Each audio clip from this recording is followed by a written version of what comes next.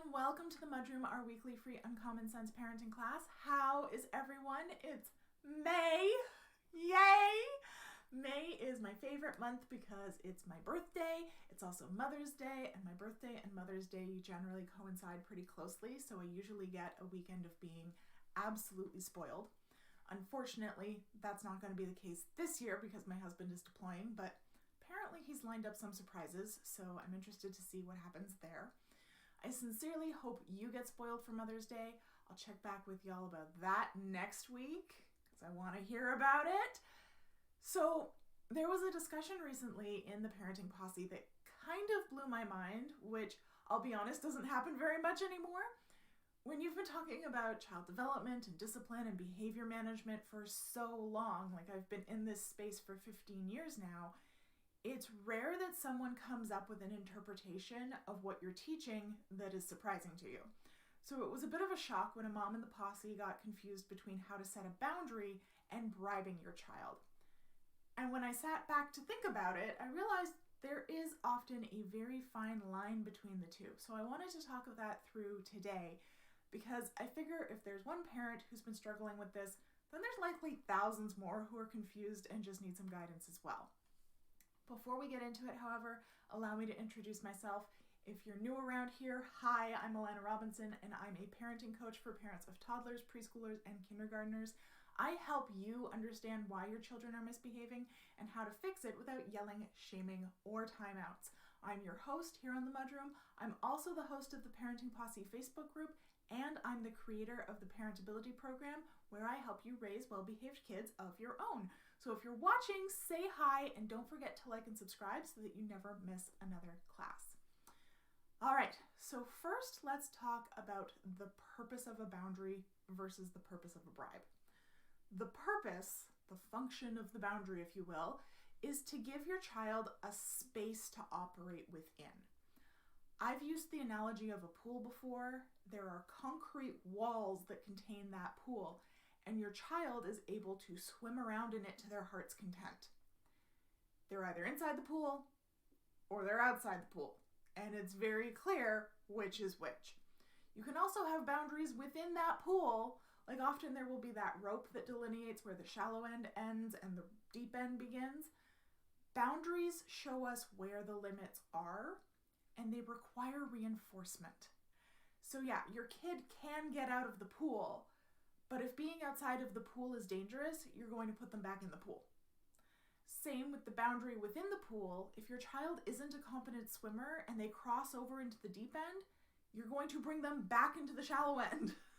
You're going to reinforce the boundary. Boundaries are predictable and firm, but they are not passive.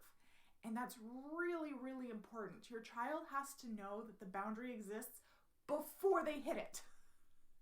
They must be aware that it exists, where it is, and what the consequences are for crossing it.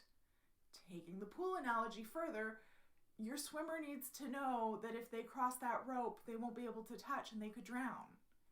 You don't want them to discover that through experiencing it because by then it could be too late.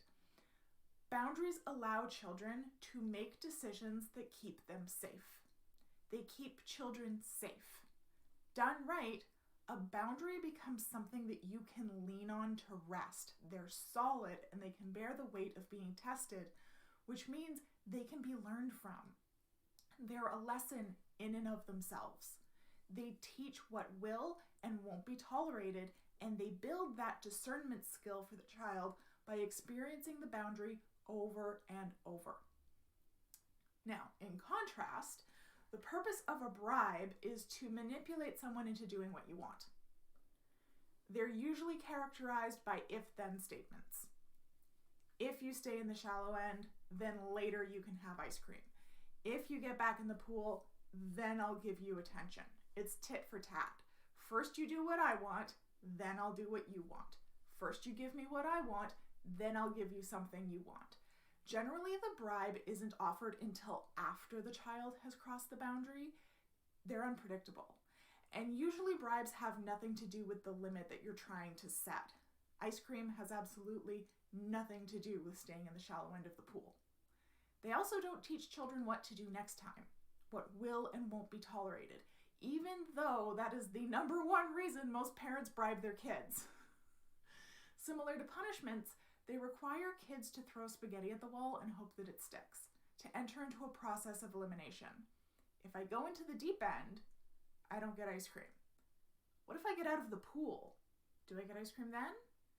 If I lean on the rope between the two, does that count as crossing the boundary? Again, they have to push the boundary in order to figure out how to get what they want. Often bribes come with a counteroffer where the child will suggest a different arrangement to the terms and to make them more favorable to them. Now, as I said, the line between these two things can be very, very thin. So let's go back to the post that started all of this. A mother was asking what to do with her 4-year-old who had been sent home from kindergarten for misbehavior. And someone in the comments suggested that they tell him that his TV time for the afternoon was contingent on his good behavior at school the next day. That's both a punishment and a bribe. First, TV time in the afternoon has absolutely zero connection to his behavior at school. One has nothing to do with the other. And the child had to mess up in order to discover that the adult who was in charge was going to equate those two things. The child has to comply with this before they get access to something that they want. And there's a lot of unknowns. How do I have to behave and how much to get my TV time? What if one teacher is fine with my behavior and another isn't? What if I get hurt and cry? Does that get considered as not behaving? All of these variables need to be tested, and with children, you can guarantee that they will be. But where things seemed to get a bit more murky was when another mom said, go home and don't let him watch TV and make him play by himself. So this is where context can really mess with things. And children are extremely good at discerning context. When I explained to that commenter that that would also be a punishment and a bribe, she was like, why? Her toddler typically wouldn't get TV until after dinner, so restricting TV wasn't actually taking anything away. And that's where that thin line of context comes in. The difference between a bribe and a boundary is how you phrase and enforce it. So in this context, if you frame it as a bribe, it will be.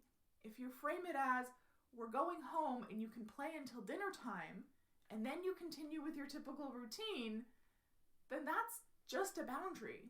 You're following your typical routine. TV time is always at the same time it always was, and it's not contingent on anything, let alone his behavior at school. The boundary you're leaning on there is the boundary of TV after dinner. That is predictable. It's been reinforced over and over, and the child expects it. And this sparked a whole discussion during a coaching call with another client. She'd read that thread and was wondering as well, how is that different from me saying, well, first we're going to go to the park and then we'll come home and you can watch a movie. And again, context and follow through matter. It's not if we go to the park, then you can watch a movie. That's a bribe, right? You're expecting the allure of the movie to make your child agreeable to the park. You said first park, then movie. That's a sequence of events. It doesn't matter if they enjoy the park, we're going, and when we get home, we're going to put on the movie. The movie is not contingent in your enjoyment or participation in going to the park. A good indicator of if you're setting a boundary or offering a bribe is, was this planned? Bribes tend to be very spontaneous when the obstacle appears. Okay, let's clean your bedroom. No! Okay, well, if you clean your bedroom, then you can watch a movie. That wasn't planned. It wasn't on the schedule. You just whipped it out to gain compliance. However, if that was the plan, if the child was aware that your routine is to tidy up and then watch a movie afterwards, that's not a bribe, that's just a boundary. First, we're going to clean your room and after, we'll watch the movie. Same situation, totally different contexts. Another common one I hear is, can I have candy? And the parents go, if you eat your dinner, then you can have candy for dessert. Bribe, right? But just by changing the context and removing the contingency, you have a boundary. First, we're going to eat dinner, then you can have candy. The outcome of this situation is exactly the same. If they don't eat any dinner, they can't move on to candy. But by removing the contingency, you give them agency. They get to make the choice. And that is a very powerful thing. So hopefully that cleared that up. Let me know if you're still confused and we can revisit it. Try it out, because I find for a lot of my clients, when they're often still murky on the difference between two things, it stays that way until they implement and they experience the difference in the tone, the reception, the execution. It feels different. And most parents feel that shift right away. So I know the difference between the two of these sounds very thin. So if you're skeptical and this sounds like semantics, just humor me and try to shift to a boundary and see how the results differ. If you need to talk it out, come join us in the Parenting Posse and we would love to chat it out with you. The link for that is in the description. Have a great week, everyone. Happy Mother's Day to all the moms, and I will see you next week for another Uncommon Sense parenting class. Bye.